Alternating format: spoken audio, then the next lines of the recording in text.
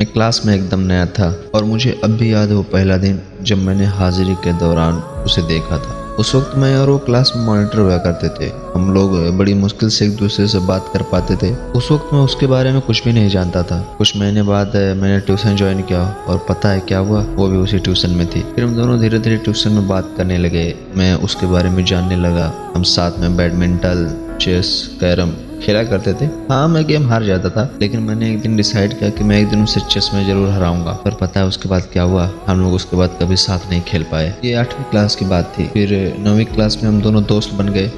एक दिन मैं उसके घर भी गया था किसी फंक्शन में। वो मेरी एक अच्छी दोस्त थी। पता नहीं उसमें ऐसा क्या था जो उसे दूसरी लड़कियों से अलग बनाता था। मैं धीरे धीरे उसकी तरफ खींचा चला गया। कभी कभी मैं उसके बारे में सोचकर मुस्कुरा भी दिया करता था। मैं उसका फोन नंबर लेने की कोशिश कर रहा था, पता नहीं क्यों। फिर वो 10th क्लास का वक्त आया जब कोरोना का दौर था। उसने ट्यूशन छोड़ दिया और स्कूल सारे बंद थे। फिर हम दोनों कई महीने तक नहीं मिले। एक दिन वो अचानक मेरे घर पे आई।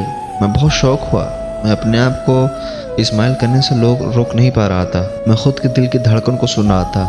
ये पहली बारी थी जब मैं किसी के लिए ऐसा फील कर रहा था जो मैंने पहले किसी दूसरी लड़के के लिए फील नहीं किया। उसके कुछ दिन बाद मुझे उसका नंबर मिल गया स्कूल ग्रुप से। मैं बहुत खुश था, लेकिन थोड़ा नर्वस भी था कि मैं उसे मैसेज कैसे करूं। हाँ, मैंने उसे मैसेज नहीं किया। फिर कुछ दिन बाद स्कूल खुल गए, हम मिले, लेकिन उस वक्त हम बड़ी मुश्किल से बात कर पाते थे क्योंकि उसने ट्यूशन छोड़ दिया था।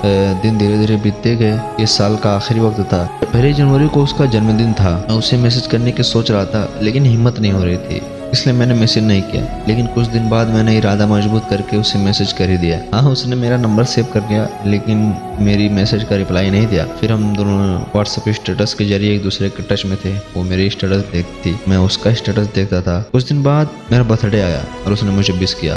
मैं बहुत शौक था, लेकिन हैप्पी भी था, क्योंकि ये पहली और आखिरी बार था जब उसने मुझे मैसेज किया था। उसके बाद दिन बीतते गए, हमारे प्री बोर्ड एग्जाम आ गए, फेयरवेल हुआ। अब वो स्कूल का आखिरी दिन था। मैं बहुत दुखी था। मैं उसे बस देखता ही जा रहा था, देखता ही जा रहा था। मैं चाह रहा था कि मैं उसे अपनी आंखों में हमेशा के लिए बसा दूं, क्योंकि मुझे मालूम था उसके बाद हम दोनों शायद कभी और ना मिल पाए। मैं उसे भूलने की कोशिश कर रहा था, लेकिन मैं उसे भूल नहीं पा रहा था।